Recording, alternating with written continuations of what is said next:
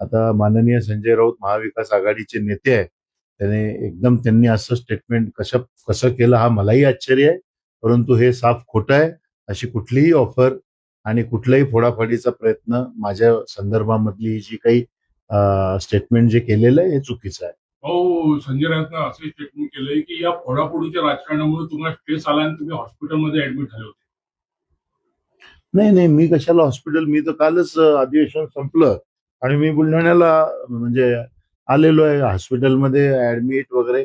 हा काही विषयच नाहीये. संजय राऊतांची केलेला आरोप आहे तो. नाही, मला असं वाटतं काहीतरी ते बोलण्यामध्ये त्यांचं हे झालेलं आहे.